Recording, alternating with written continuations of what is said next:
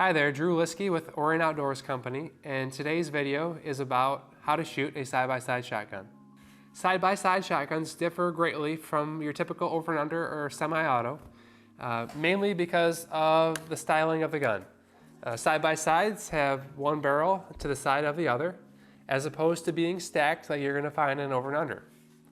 You wouldn't think that that would make it more difficult to shoot, but for many instances, I find that people have a harder time shooting a side-by-side shotgun than pretty much any other clays gun.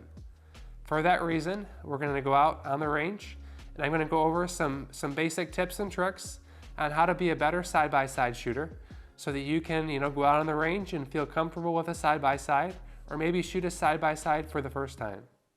Outside of the obvious difference being that side-by-sides have two barrels side-by-side as opposed to stacked one on top of the other, there are a lot of differences that differentiate the side-by-side from the over and under and the semi-auto. Number one, and probably the most important difference, is that side-by-sides tend to be quite a bit lighter. Why are they lighter? In terms of mechanically speaking, they're lighter because of the receiver being significantly lower in profile due to the nature of the barrels, and also because of the barrels. The ribs of side-by-side guns tend to be a lot thinner, a lot lighter if they have a rib at all, and there's no mid-rib or ventilator rib between the barrels.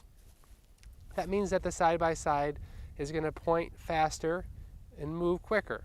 That's a great thing to have in a field gun. If you're grouse, quail, pheasant, woodcock hunting, having a nice light gun that is super fast to mount is good. When it comes to clay target shooting, that can pose some problems as well as be a benefit depending on the target presentation. Considering that the gun is lighter, the first thing that we want to look at is how we can maneuver the gun so that it's nice and smooth and so that we're not really flying this barrel everywhere. That starts with kind of two main things. Number one is how we hold the side-by-side. You want to have a nice firm grip on the grip, whether that be a pistol grip, a straight grip, or like a Prince of Wales style grip. You want to have your hand firmly on the grip of the shotgun. In terms of the forend, side-by-sides come in a lot of different varieties. They come in splinter style, beaver style, semi-splinter, a whole bunch of different varieties. The forends are meant for your hand to be placed on, and we want to make sure that we have a full firm grip on the forend without wrapping our hand too far around the rib.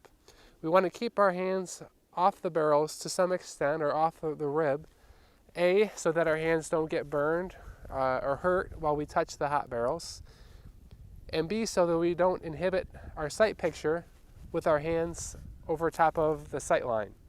Moving on from grip and how to hold the gun, we'll move into how to mount the side-by-side shotgun and how to handle it so that we're moving it nice and smooth. Here we have an unloaded side-by-side. In terms of holding position in your shoulder, I recommend that you have the side-by-side relatively lower in your shoulder. As opposed to starting with a pre-mount, I'd recommend holding with the butt pad of the stack, down closer to your armpit. I call the distance between the top of your shoulder and where you're holding the gun the draw length. With a side-by-side, we want to have a little bit of a draw length. Not down by your waist, but up kind of here, closer to your armpit or your pec area. In terms of moving the side-by-side shotgun, we want to feel like it's kind of like on a drawstring where we have some pressure both forward and backward. So your front hand is pointing forward, our back hand has a little bit of tension backwards. And we want to move it nice and slow. On most presentations, when we're able, we want to move the gun as slow and smooth as possible. As we get muzzle speed on the gun, we start to lose connection with the target. So you want to avoid, especially which is hard with a lighter weight gun, we want to avoid really whipping the gun around. We don't want to look like we're walking into a party store and about to rob it. We want to be nice and smooth with the gun. Nice and smooth.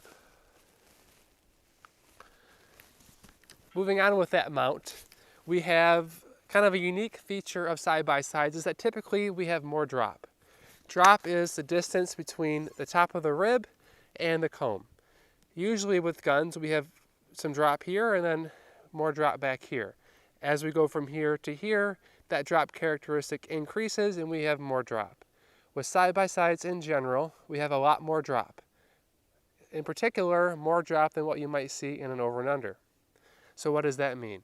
That means that you want to have relatively light cheek pressure on a side-by-side.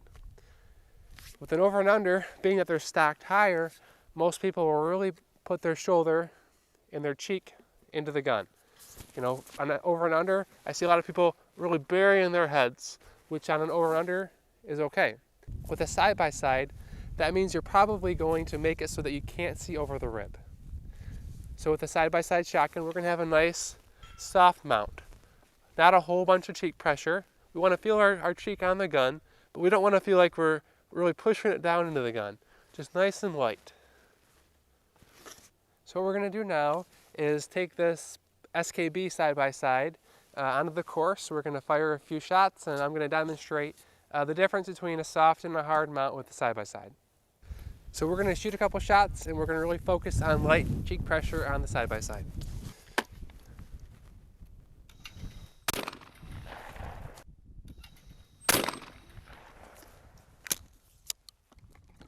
So I'm going to put the gun down at my draw length, wait for it, light pressure, wait for it, light pressure, pull the trigger when we see it. So we briefly spoke about seeing the target. With a side-by-side, in particular because of the style of rib on a side-by-side, we're typically going to want to really pay extra attention to focusing on the target. It's really easy, especially when you have two barrels side-by-side and a rib, if your gun has one, to look at the rib and to look at the barrels. With a side-by-side, we do not want to do that. We want to see those things in our peripheral vision, but we don't want to be focusing on the rib or the barrels. I'll shoot a couple more. We're really going to be focusing on nice light cheek pressure and focusing on the target.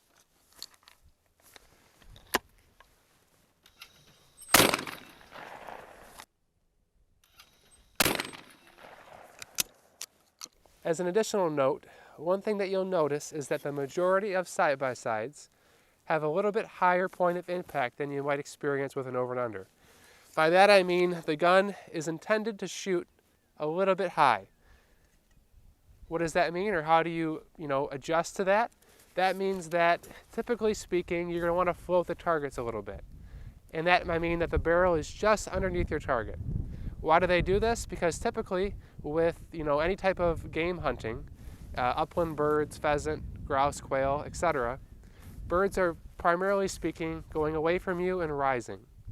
Because they're rising, it's very nice to have a gun that shoots a little bit high. It allows you to see the target in really good vision, and also to not have to worry about covering up the object that you're shooting. That makes a side-by-side, a lot easier to shoot for outgoers and incomers. Can make it kind of a challenge with crossers. So now we're going to move on to shooting some crossing targets and what kind of techniques we might need to adjust for crossing targets with a side-by-side.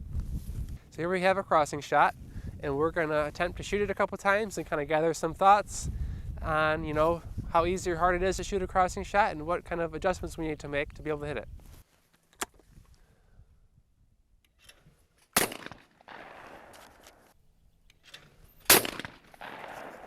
We hit both of those two. I was really focusing on light cheek pressure and really watching that target. One thing that I've come to learn on shooting crossers with a side-by-side is that typically pull away is the best technique. It can be kind of a challenge to keep that connection on sustained lead.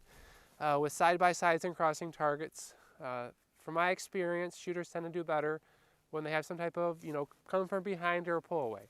And by that I mean you insert on the target and then pull away to the lead, as opposed to starting off with lead.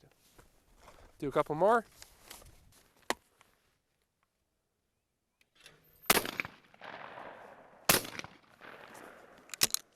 So when shooting a side-by-side, whether it be crossers, incomers, or quartering targets, we really want to focus on four things. The first thing is you want to have a light mount. You want to feel like the stock of the side-by-side is just briefly touching your cheekbone, a soft feel on the side of your cheek. Number two, we want to feel like we're moving the gun nice and slow with a relaxed grip, with a lower mount, a lower draw length.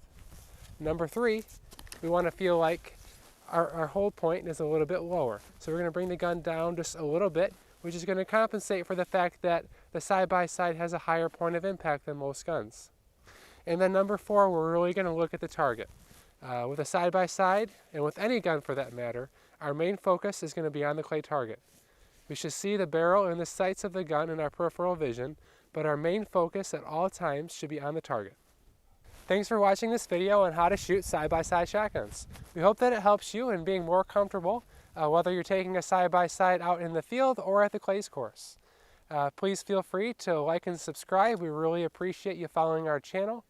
Comment below with any questions, concerns, or ideas that you have on future videos, or maybe how we can continue this series on how to shoot particular guns. If you have any type of firearm that you need some help with, or type of target presentation that you could use some tips, comment below and we'd love to feature you on a future video. Thank you and have a great day.